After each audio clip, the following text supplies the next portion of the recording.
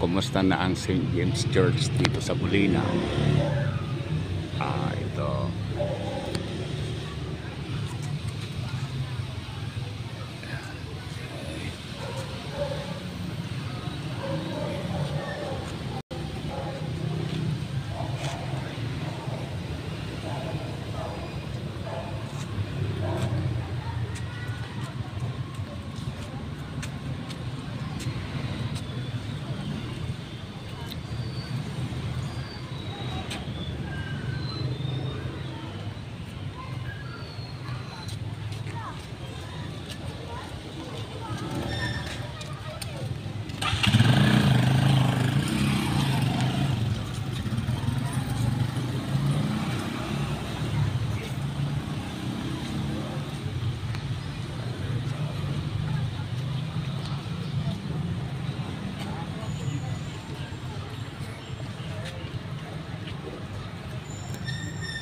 Tignan natin yung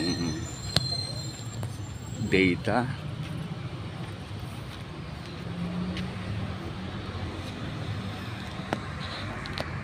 Sinabi dito, the St. James the Great Parish, Bulina, Pangasinan was canonically erected in the year 1609.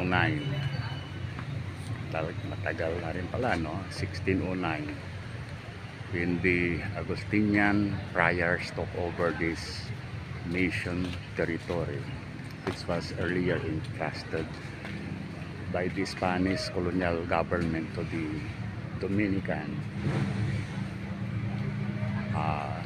friars in 1594, and left the place in the year 1607 due to the vastness of their mission territories and the scarcity of their missionary members.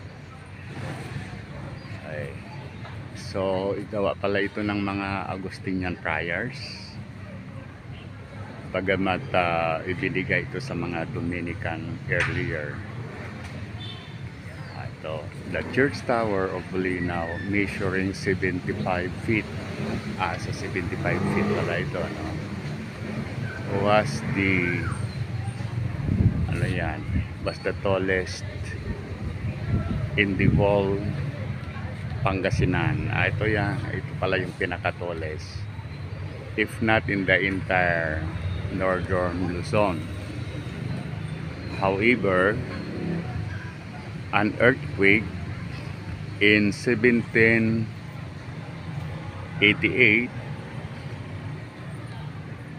toppled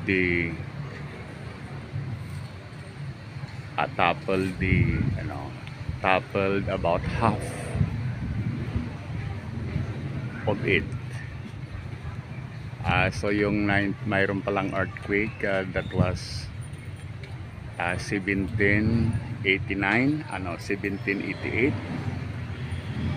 sinira yung one half noong church. Then in 1819, the church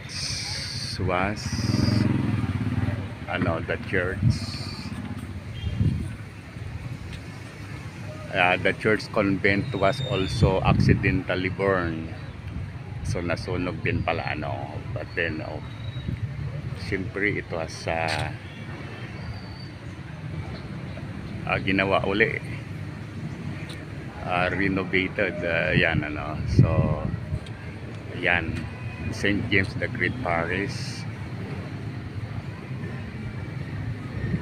erected in 1609. So ito yung isa sa mga pinakamatanda dito sa Pangasinan, if not in the whole northern Luzon.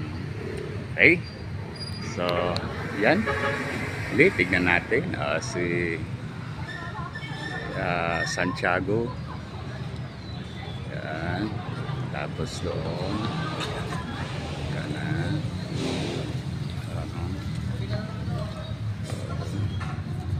Okay, so muli, sana i-like at saka subscribe sa ating YouTube channel.